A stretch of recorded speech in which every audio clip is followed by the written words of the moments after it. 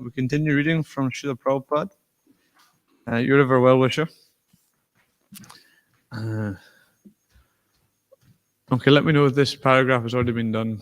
The thing is a little bit moved. Of course, Vrindavan also means the state of pure Krishna consciousness. As Advaita Acharya had said of Lord Chaitanya, wherever you are is Vrindavan. And this was also true of Srila Prabhupada.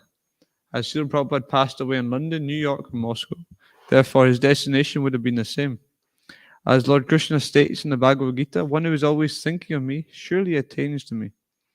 But because Vrindavan Dham is the quintessential realm of Krishna consciousness within the universe, the ideal place for departure from this world, so it was yet another exemplary feature of Srila Prabhupada's life that he went back to Godhead with Vrindavan as his last junction.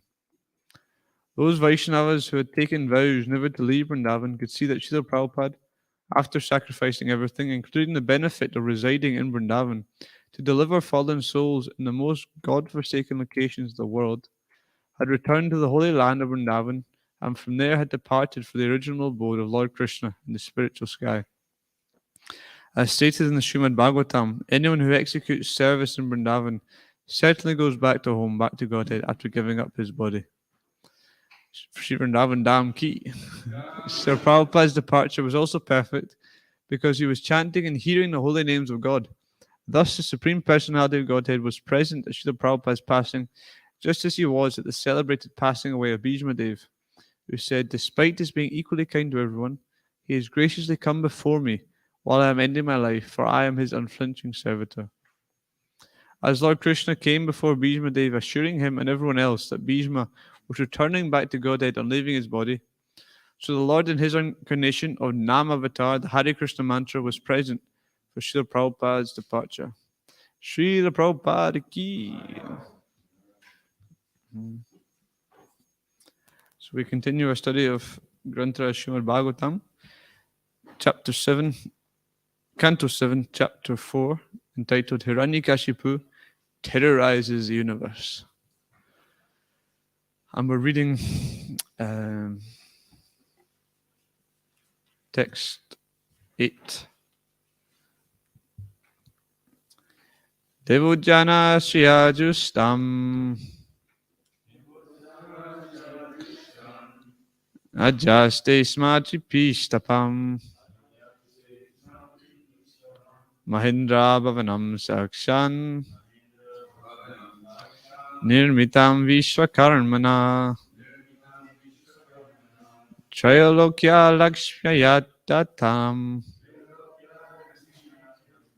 Ajuva Sakilardimad Devojana Shriyajustam Ajaste Smajipistapam Mahindra Bhavanam Sakshan Nirmitam Vishwakarmana Trayalokya Lakshmayatanam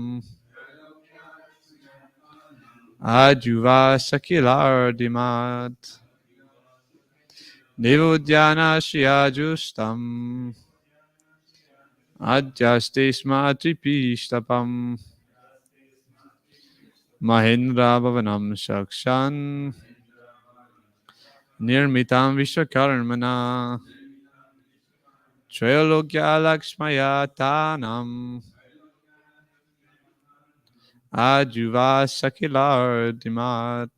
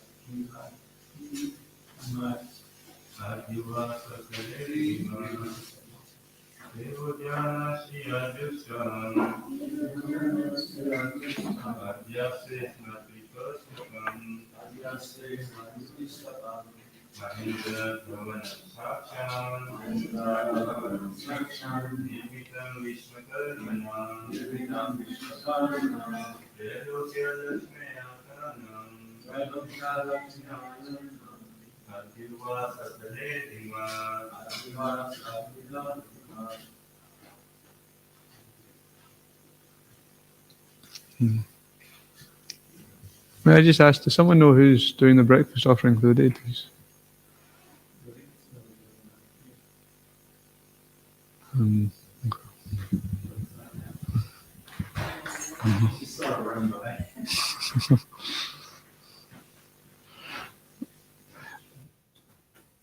Deva Udyana, or the famous garden of the demigods. Shriya, by the opulences. Drustam, enriched. Ajastesma, remained in. Tripistapam, the higher planetary system, where various demigods live. Mahendra Bhavanam, the palace of Indra, the king of heaven. Sakshat, directly. Nirmitam, constructed. Vishwakarmana, by the famous architect of the demigods. Vishwakarma, Trailokya, of all the three worlds. Lakshmi Ayatanam, residence of the goddess of fortune. Ajuvasa, lived in. Akili Ridimat, possessing the opulence of the entire universe. Translation purport by His Divine Grace A.C. Bhaktivedanta Swami Srila Prabhupada. Srila Prabhupada ki. Hiranyakashipu, who possessed all opulence, began residing in heaven with its famous Nandana garden, which is enjoyed by the demigods. In fact, he resided in the most opulent palace of Indra, the king of heaven. The palace had been directly constructed by the demigod architect Vishwakarma and was as beautifully made as if the goddess of fortune of the entire universe resided there. Please repeat. Hiranyakashipu, who possessed all opulence, began residing in heaven with its famous Nandana garden, which is enjoyed by the demigods. In fact, he resided in the most opulent palace of Indra, king of heaven. The palace had been directly constructed by the demigod architect Vishwakarma and was as beautifully made as if the goddess of fortune of the entire universe resided there. Purport. From this description, it appears that all the heavenly planets of the upper planetary system are thousands upon thousands of times more opulent than the lower planetary systems in which we live. Vishwakarma, the famous heavenly architect, is known as the constructor of many wonderful buildings in the upper planets, where there are not only beautiful buildings, but also many opulent gardens and parks, which are described as Nanda Devodhyana, gardens quite fit to be enjoyed by the demigods. This description of the upper planetary system and its opulences is to be understood from authoritative scriptures like the Vedic literatures. Telescopes and the other imperfect instruments of scientists are inadequate for evaluating the upper planetary system. Although such instruments are needed because the vision of the so-called scientists is imperfect, the instruments themselves are also imperfect. Therefore, the upper planets cannot be appraised by imperfect men using imperfect man-made instruments. Direct information received from the Vedic literature, however, is perfect. We therefore cannot accept the statement that there are no opulent residences on planets other than this earth.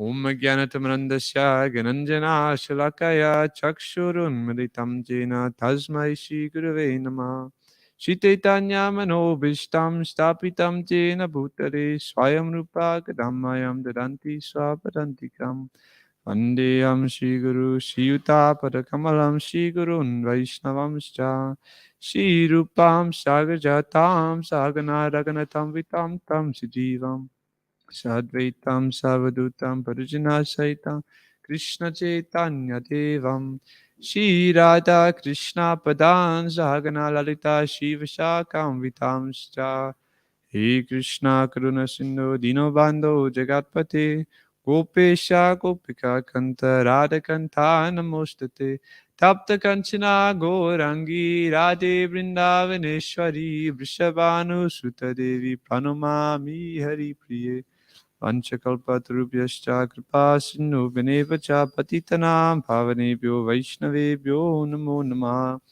Jai Shri Krishna Chaitanya Prabhu Nityananda Shri Advaita Gadadhara Shiva Sari Gaura Bhakta Vrinda Hare Krishna Krishna Krishna Hare Hare Hare Rama Rama Hare Hare.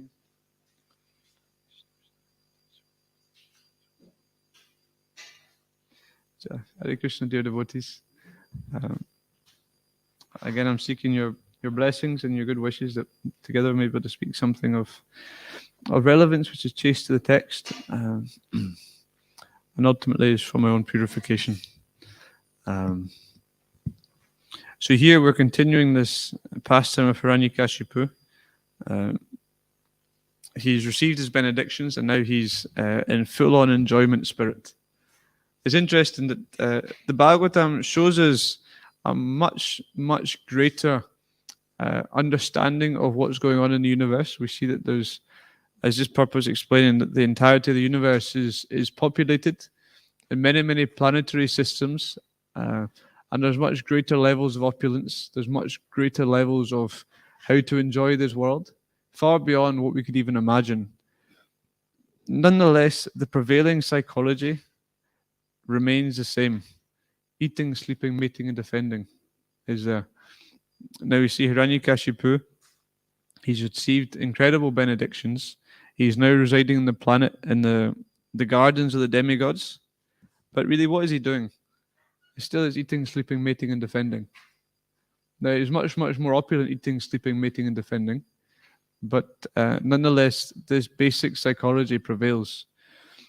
And so Bhagavatam is giving us this vision that no matter we may strive after some so-called happiness based upon what we think is happiness in this material world, but compared to the enjoyment in the heavenly planets, the enjoyment we can get here is very, very limited.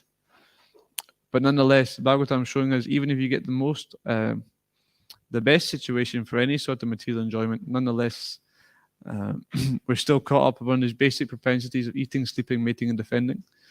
Therefore, it's telling us, Nishriyasya Shalokasya, that the mass of people in general, they do not know what the ultimate good is. Nishriya. Shriya means ultimate good. The mass of people do not know. Therefore, Idam Bhagavata Nama Purano Brahmasamritam.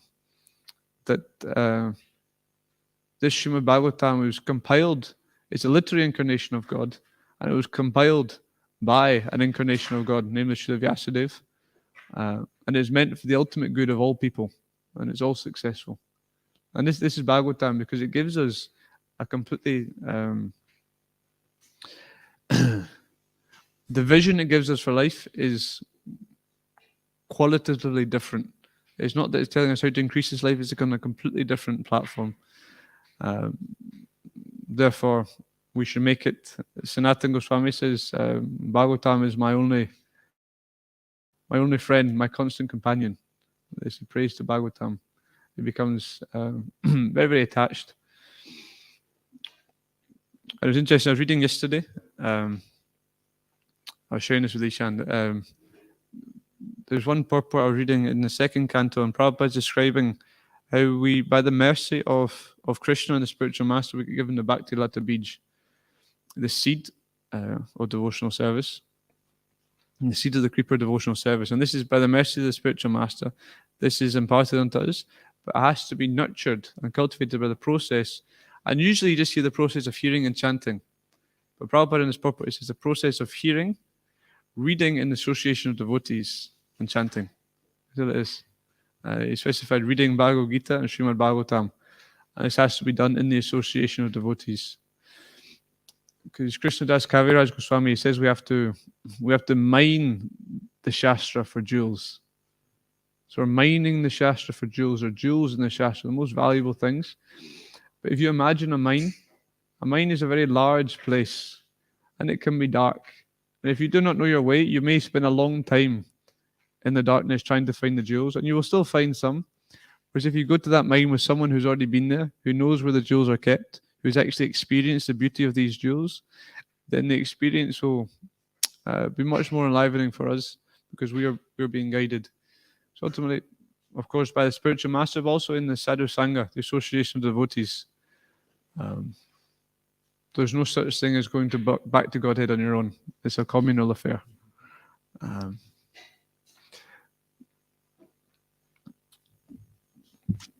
So here we see descriptions of what is like in the planets where the demigods reside. And they have Nandana Devojana, gardens quite fit to be enjoyed, all constructed by Vishwakarma. So it's interesting, the demigods are known as Sura, and the demons are known as Asura.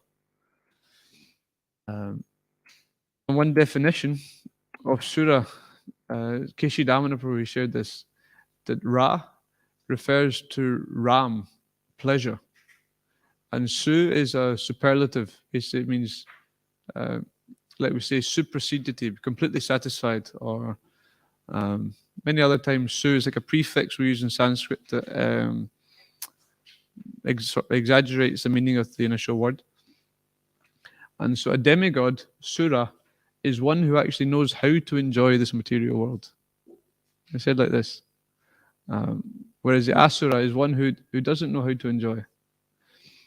The demigod actually knows the system by which things are there. They appreciate that if they have some material desires, etc., but if they worship the Supreme Personality of Godhead, they perform sacrifice, etc., they live a life in a certain way in Sattva Gun, then they have a much greater ability to enjoy. And in the end, then if they live their life properly, then they can elevate it to not take birth again. Whereas the Asura is one who doesn't actually understand the situation. And they're trying to enjoy because the enjoyment propensity is there within every single living entity, but they do not know how to enjoy. So we can see even here, Hiranyakashipu, he is Asura. He's demon. Now he has performed all these penances and austerities to get the same situation as the demigods. He's now inhabiting Indra's palace. This palace was constructed by Vishwakarma. So he has Indra's palace. He has Indra's gardens. The place he's living was as beautiful as if it had been made for the goddess of fortune. Now this is the situation of Hiranyakashipu. But still, because he is Asura, then just think of how much anxiety he's in. It's interesting, you can tell he's in anxiety because someone who is peaceful, they do not easily lash out. Whereas Hiranyakashipu, when his son came back and his son wasn't showing all the signs that he was going to follow in exactly the same footsteps as his father tries to kill his son. That's not the sign of someone who's mentally very well situated and enjoying this situation. And it shows that ultimately he's got some expectation that by achieving X, Y, Z, I'm going to feel this certain way. It's such a basic, it's a childish mentality. But these basic psychologies are what permeate the entirety of the universe. And so he thinks, well, if I achieve the situation that Indra had, then I'll be as happy as Indra. Well, it's not that simple. Happiness is an internal affair. But the secret for happiness is given in Krishna consciousness. Prasade sarva dukkanam chanya ashtopajayate prasana chetasahyashu buddhi paryavatishtate. That when one is really satisfied in Krishna consciousness, they overcome all the miseries of material existence. This is Bhagavad Gita 265, I think. They overcome all the miseries of material existence, and when their consciousness is thus satisfied, then their intelligence is rightly established.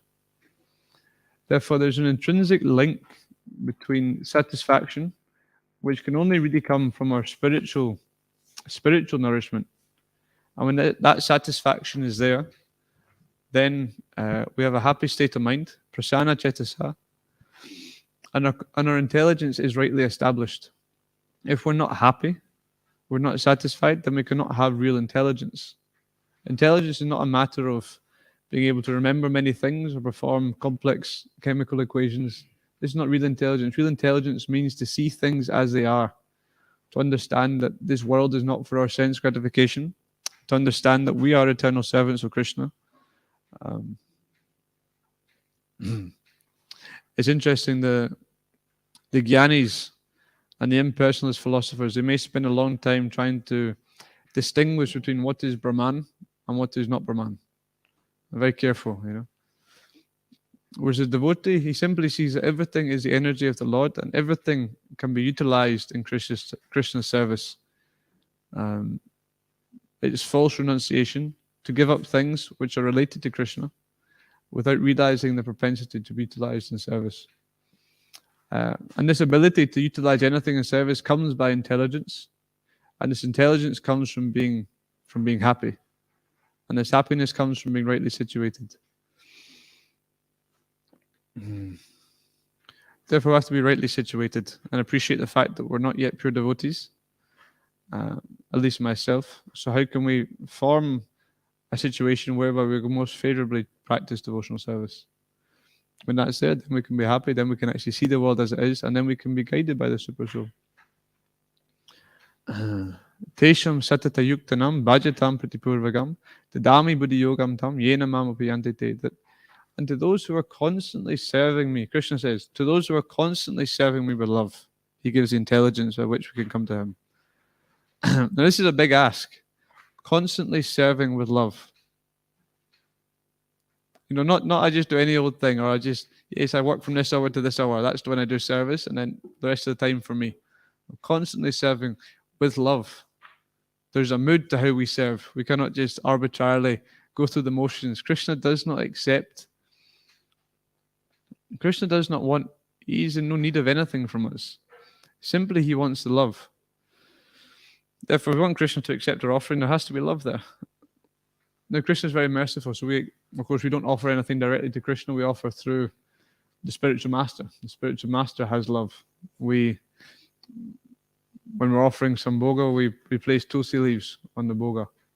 Now, Krishna is very fond of tulsi, so he's merciful. But nonetheless, if you actually want him to accept the offering, then there has to be love there. And when there's love and this consistency is there, then Krishna reveals how we can actually come to him.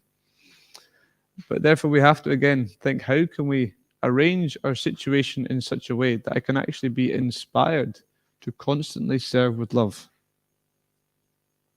Because Krishna is very clear. If you're not serving constantly with love, then we will remain without the full knowledge of how we can come to him.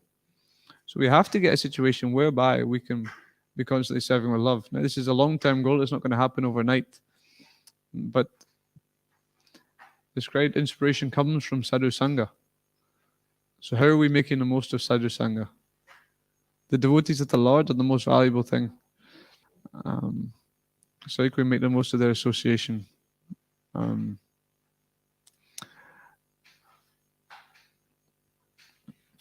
So here, back to the verse, we have the descriptions of Vishwakarma. Vishwakarma, the famous heavenly architect, who's constructed the palace of Indra. He's also constructed, anyone else can name some buildings or anything that Vishwakarma has constructed. Sorry, please repeat. Yes, he carved Lord Jagannath. But then, unfortunately, someone came in and interrupted him halfway, so we never got to see.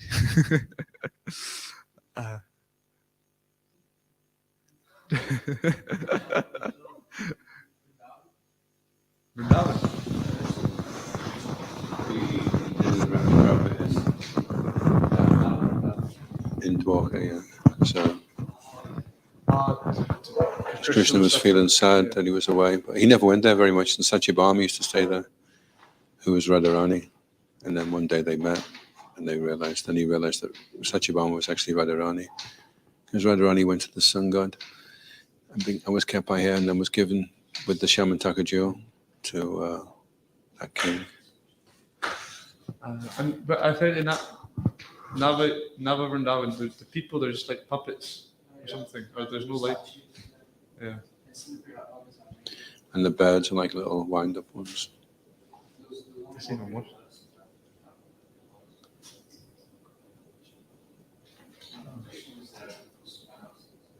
So, any other buildings or items made by Sudama Assembly House?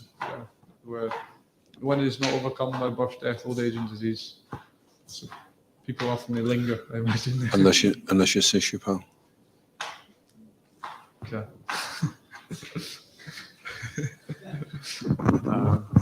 As really, he fashioned a thunderbolt out of the bones of the Dichi. The fun fact: when Indra wants to kill Vritrasura, then he gets the bones of the Dichi and then fashions a thunderbolt. He's a very talented man. But it's interesting how this entirety of the material and spiritual manifestation is Aham Savasya Prabhavo, Mata Partam Savartate. It's coming from Krishna. And Krishna says he's manifesting everything. Maya Jakshena Prakriti Suyate Sacharacharam Hetunanena Kunteya Jagar Vipanivartate. That everything is under his control. But nonetheless, Krishna, he empowers other living entities to then engage in this process of creation and of maintenance and of destruction. And it's not just the guna avatars. Many other living entities are involved in this process, because ultimately everyone is Krishna's servant. And therefore, those who actually appreciate this, they engage in Krishna's service. It's interesting, it's described in the 13th chapter of the Bhagavad Gita that, actually I have the verse here. I wrote that previously. Yes. Sarvata panipadam tat sarvato kshik sharomukam sarvata shmita loke sarvam avrityatishthati. Everywhere are his hands and legs, his eyes, heads, and faces, and he has ears everywhere. In this way, the Supersoul exists, pervading everything. It's an interesting verse. The Supersoul is not at all mentioned in the word-for-word translation, but there's one pastime I need to revise it. I don't want to. I don't know all the details, but yeah, I think it was Advaita Acharya was writing on this verse, and he was getting so confused because it seems very impersonal. You know, the Mayavadis love this sort of verse. Everywhere is, but he suddenly realized the super soul. So Prabhupada translates here. He mentions the super soul. The super soul is in every single living entity in the material world, and therefore, they're saying Tesham Satata Yuktanam Bhajatam Pratipurvakam. When we actually become constantly devoted to serving Krishna, then we become in contact with the super soul. We get this knowledge of how to serve Krishna, how to come to him. Therefore, we become Krishna's hands and legs. Right now, we're trying to have this separate existence. And so we're indirectly serving Krishna. We're serving Maya. We're serving our senses. But when we actually realign ourselves, we become again situated on that path, or realizing that we're eternal servants of Krishna, then we simply do his bidding.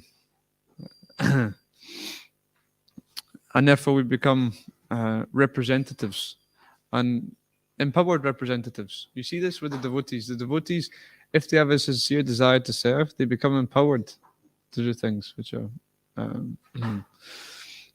beyond what they would be able to do on their own by a long means. And then when the Krishna is no longer there, you know, see Arjuna, he can get overcome by some cowherd men. Whereas previously, when he's with Krishna, then he can, you know, defeat Lord Shiva, or not defeat Lord Shiva, but defeat many demigods, etc. So Prabhupada had his own Vishwakarma. Says, I don't know who Prabhupada's Vishwakarma was. Surabi Swami. It's amazing passing because Prabhupada has such a strong desire to establish Krishna consciousness throughout the world, strong desire to establish temples which would be institutions, which would be centers for learning, which would attract many, many millions of people throughout the world and educate them in Krishna consciousness. And because Prabhupada was so chaste to the order of a spiritual master, Prabhupada is completely aligned with what Krishna wants. Then Prabhupada, he became empowered to empower other people. And he would actually attract people just like this. So he has some desire for a very nice temple in Vrindavan, but he has no architect. And then simply one day, Tamal Krishna Goswami,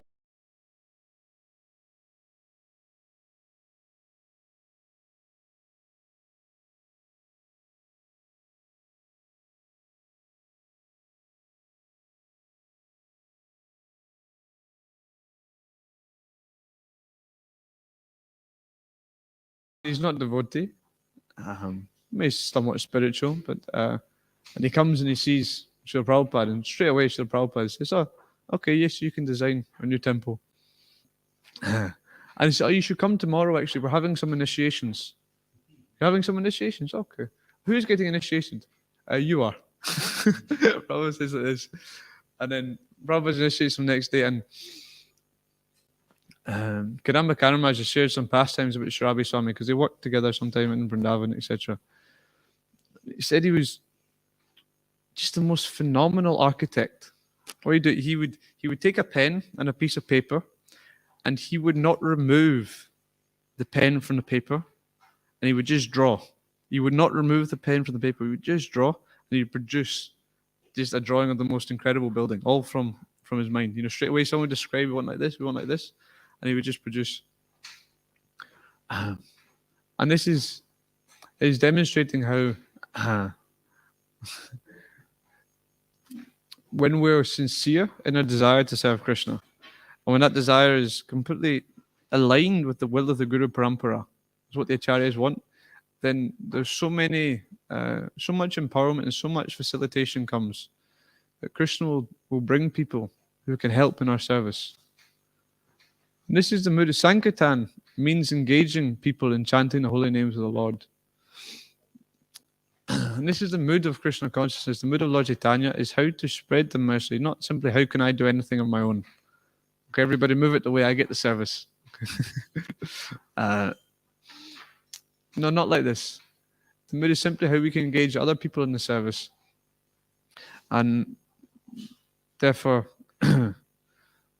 every service is a preparation for a greater service. Every service is a preparation for a greater service. And we were hearing, there was one devotee who was visiting recently, he was saying, Buri Jamprabhu, he said, the art of management is simply to read Bhagavatam all day, which is interesting. But the art of management is actually empowering people. You empower people, not that you then take an easy job. You think, well, I've empowered them, so not that we simply think, well, I've empowered these people, so now I can put my feet up and read BTGs, as you say. Not like that, but simply I do this service, and then I can empower other people to do it, and I can get eventually deeper in my bhajan.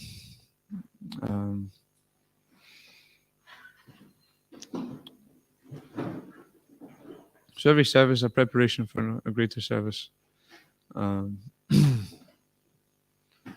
So maybe perhaps I'll ask if there's any questions or comments so far.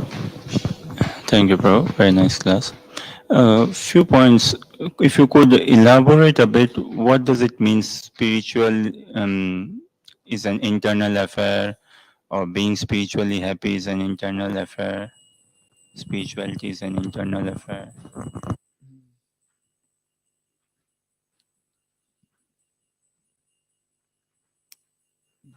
It's not self-explanatory.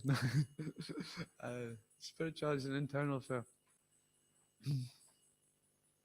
Ultimately, Prabhupada talks, he gives the analogy of the airplane. The airplane is on the ground, and so many people can look after the airplane. They can put in fuel, they can check that all the engines are working, they can check the electronics, they can make sure all the wings are stable. But when the airplane is in the sky, then ultimately it has to deal with itself. So similarly, Prabhupada says this analogy in relation to Devaki. Her husbands, the Pandavas, they retire timely. They go back to Godhead. And then Devaki, then she also does the same. Her husbands never told her what to do. But Prabhupada says she had enough intelligence and she was enough trained in this way of Sanatana Dharma that she knew that the time had come for her to eventually go back to Krishna. And it's an internal affair. No one's there to you have to tie your own dhoti. This sort of idea that ultimately you're completely dependent upon the Vaishnavas, but then you also have to take personal responsibility for your spiritual life. That you have to take personal responsibility to be dependent upon the Vaishnavas. You have to take personal responsibility to absorb them and get as much sadhu sangha as you can, and to make use of that opportunity. You can't just automatically think that, well, I'm part of a spiritual institution, therefore just by mechanically doing some seva and being at certain programs, you're going to develop the necessary. I mean, this is a mercy movement, so yes, magic happens, and we can rely on mercy.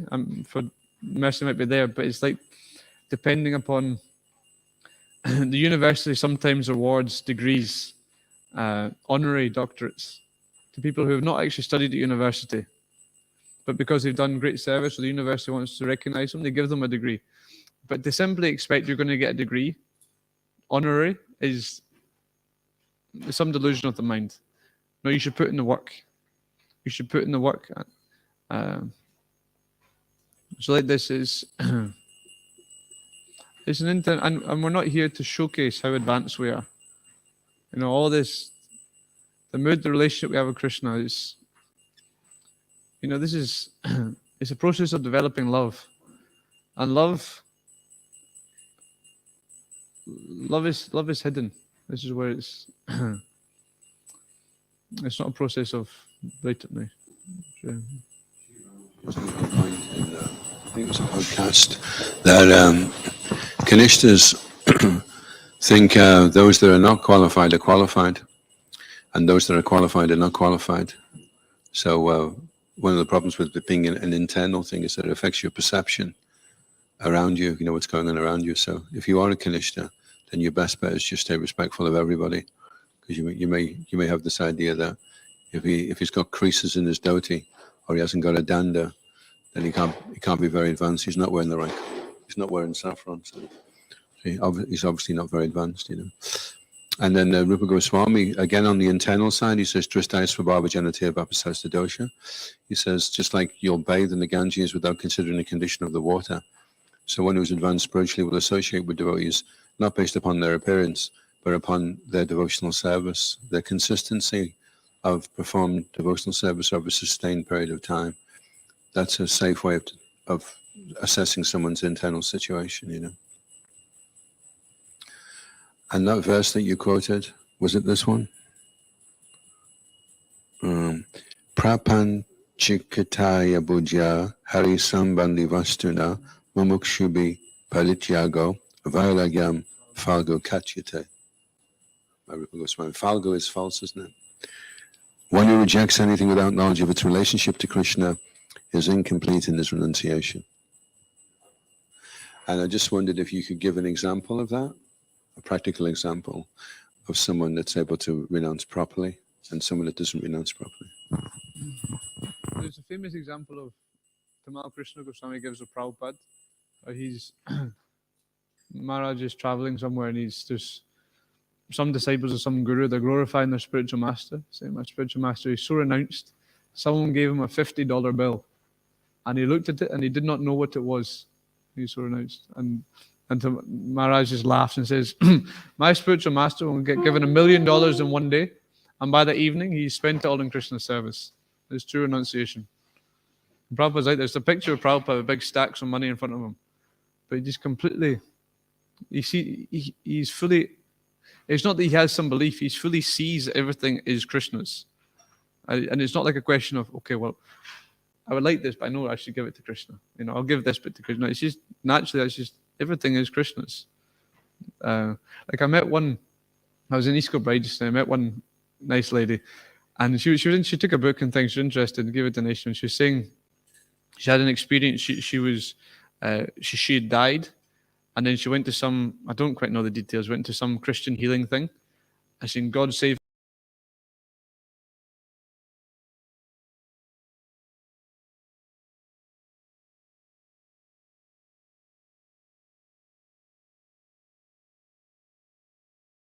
The entirety of our existence is here because of God.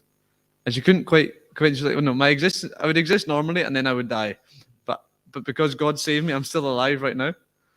And so it's sort of limited understanding, whereas, the Bhagavatam, like Prabhupada, he can see everything is simply an emanation of Krishna's energy. Everything is here because of Krishna. Everything is ultimately to be used in his service. So,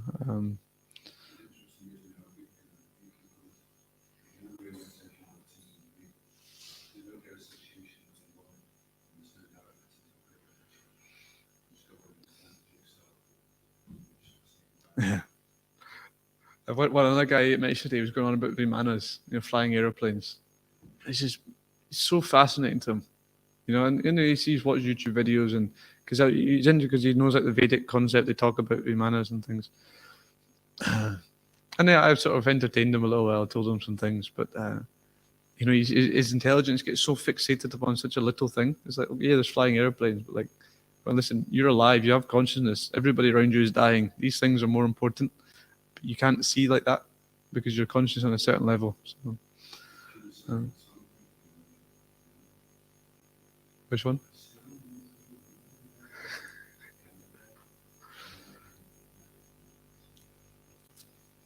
I don't quite have the charisma to pull off.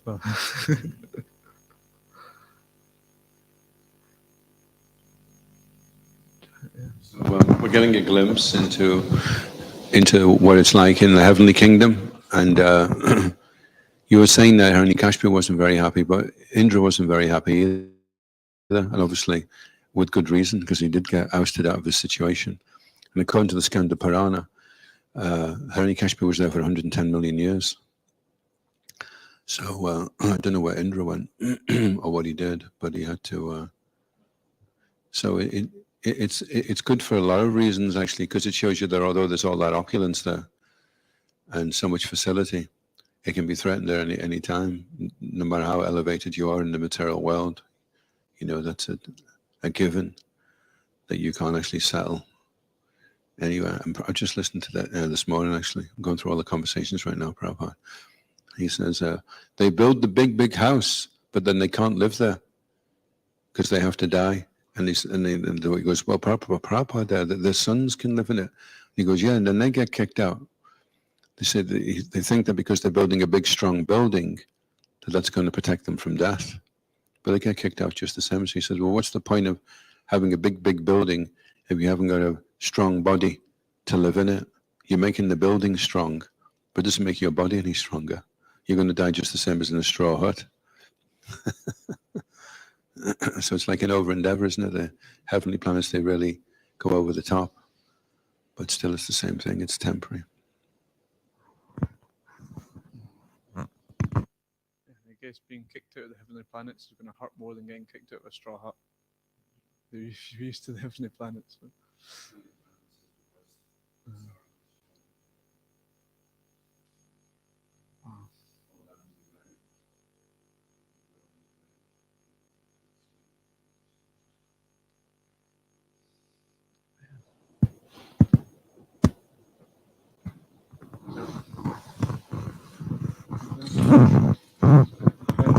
Bhagavatam ki, Prabhupada ki, Nitai Gaur Brahmana. His Grace Panca Tattva Prabhu ki. Good devotion.